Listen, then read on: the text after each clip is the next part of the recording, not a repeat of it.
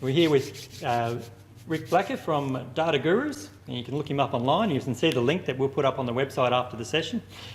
Speaking of websites, we've actually got an example here of one of the ones that Rick's actually built. Now, what we've got is, it's called Neat Jeans Tea House. You can look it up. We'll put the link up online after the session for you so you can have a better look. But what it is, it's basically, it's a retail website that he's had to build up. Now, even with websites such as this, it's only a small customer. They've got about 100 products, he was just telling me, but he's had to set up different things and different menus like that. Now, there are free websites out there, and you can build them yourself, and you can YouTube, and you can learn how to do WordPress and everything else.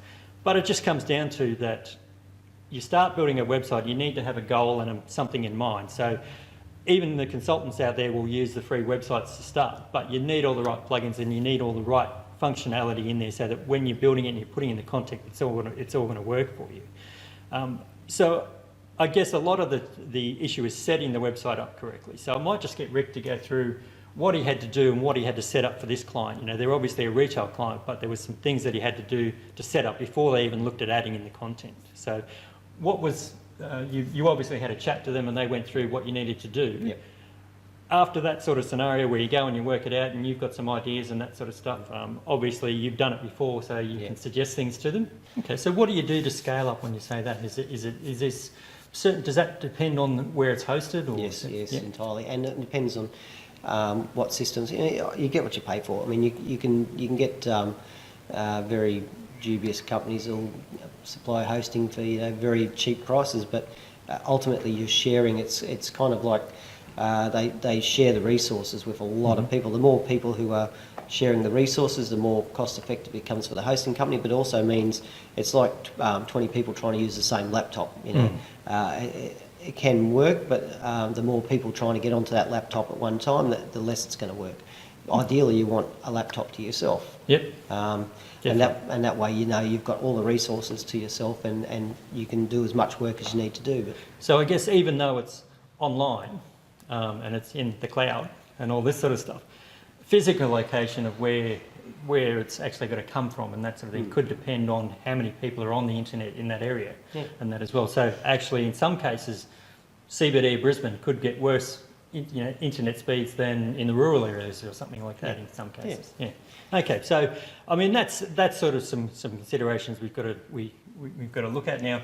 When you're looking at different websites and that sort of thing, I know from my experience with setting up, when I spoke to Rick about we were going to be looking at doing videos, and he asked me the question, well, do you want to run the video from your website or do you want to run it from YouTube through your website? And I went, well, how do you do that? So, that's something that we spoke about is specifically, well, maybe not specifically, but it's a WordPress function. Yeah. Well, it's a function of just about any website.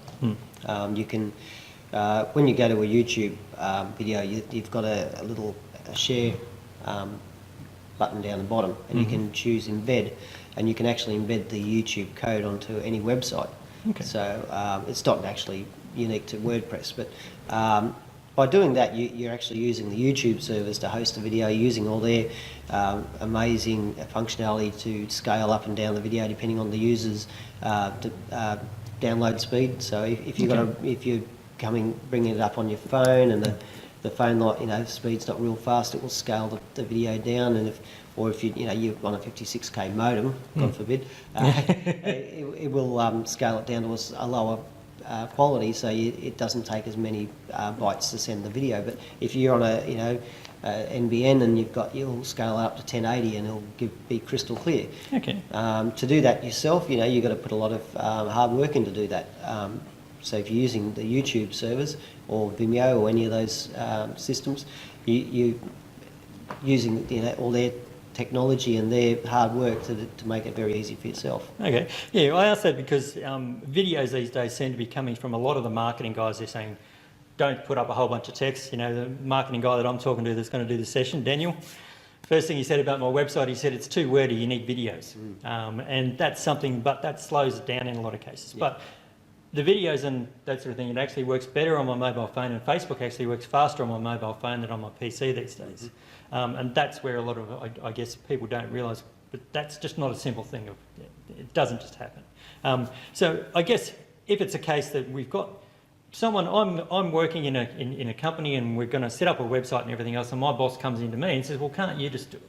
You know, that's something that I guess you're probably going to get. So I guess the spiel would be, if I'm talking to you and you say I can do this and I can do that, that's great, but I've got to go and talk to my boss. Yeah. So what suggestions would you give me? And basically when it comes down to cost benefit, I'm going to get you in to do for X amount of dollars. How do I talk my boss into that? That's going to make us a whole bunch more money, but also save us a lot of money, you know, in regards to time and things like that as well. What sort of arguments would you suggest putting forward to their boss in that case? Well, generally, you know, it's like any profession. I mean, I know the basics of how to fix a car, but for me to go and do any work on my car, it's going to take me a long time because I don't really know exactly what I'm doing, and I could stuff it up and end up breaking the car. I could, and it costs me time. If my business is something other than fixing cars, and I'm taken away from that business because I'm fixing my car, and I can go and pay a mechanic to do it in an hour rather than me spending a whole weekend, it's more cost effective. And it's the same with website design.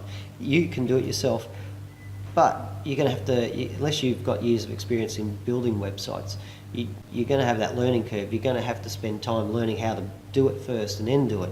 Then you're going to make mistakes and you might have to go back. And I mean, a lot of my work comes from people who've done it themselves, stuffed it up royally, and just realised, hey, this is just costing me more time and money than it's worth. I'll get somebody in who can fix it and do it properly. So when they get to that stage, they've stuffed it up. Yeah. Does that actually cost them more money when you come in, basically? Yeah, well, it can do, because if you've got to take it all back to, you know, like, if it's not too bad, you can sort of do a few tweaks and fix it. So it's not entirely a write-off, but sometimes they've done it so badly that you've got to basically take it back to start and start again. In that case, you know, you've got all the cost of what they've done already, and then you've got the cost of paying somebody to redo it again. So it would have cost them less to get somebody to do it properly from the start. But I mean, I can understand a lot of businesses are starting out, they haven't got much capital, and the more they can do themselves, the more they can pour into the business to get the business going. But you've got to sort of weigh up, is it worth, you know, for something that's so important. I mean, you don't go and, a lot of people don't make their own business cards, even though you can, because it's a lot cheaper to go and get a company to do it, and they look a lot more professional, you know. And that's something that's representing your business. You're not going to just write it on a piece of paper and say that's my business card. Yeah. You're going to, or you know, put it for your printer. You're going to get a professional business card because you want to present your company professionally. And the same as your website. If you've got a website that's not up to scratch, it's a reflection on your own company, and of course, you know, it's a reflection on how you do business. Okay.